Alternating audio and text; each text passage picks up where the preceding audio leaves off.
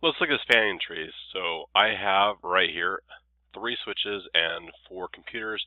The 3 switches are currently in their negotiation process to discover which one should be the root bridge.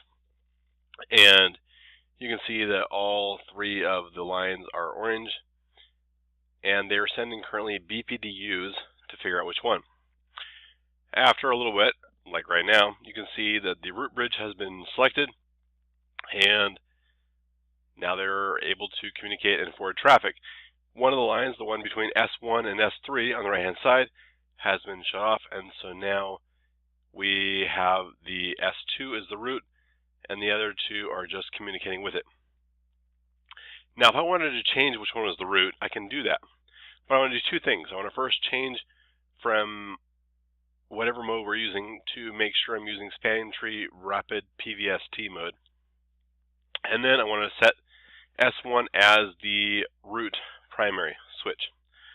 So I'm going to go to my CLI on S1, and I'm going to enable. Then global configuration mode, I will do spanning tree mode rapid PVST. Then I want to do spanning tree. Now I'm only using one VLAN, so I can do my VLAN 1, and I'm going to make this the root and set it as the primary. So that takes care of that. Now it is the primary. The other ones need to now be set to rapid PVST, and I think in order to make sure they're not primary, I'm going to go ahead and set them as secondary. So I'll go over here,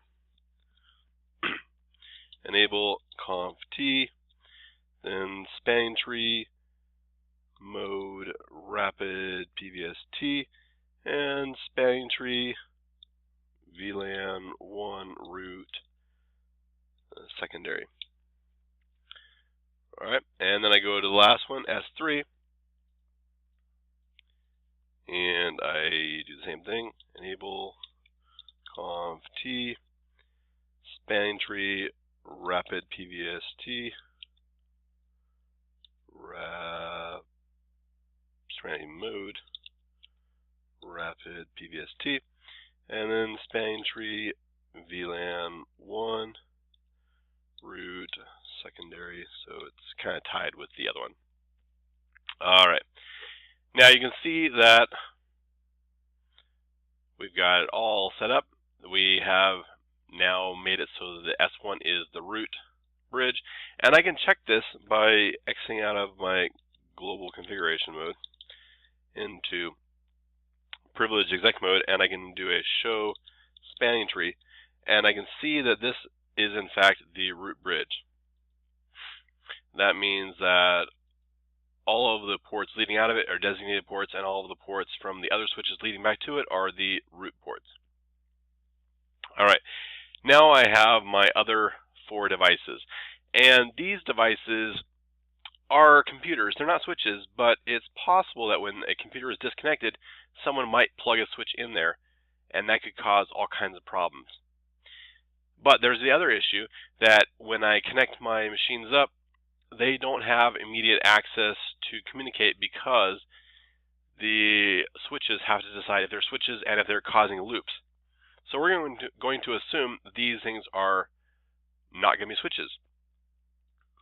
So what we're going to do is go to these devices here, the switch, and we're going to configure all of the interfaces that these machines can connect to. Let's do fast Ethernet 0, 1 through 24 as, first of all, access, and then we're going to do a spanning tree port fast, which will make it so they'll try to assume that it is not a switch and go live.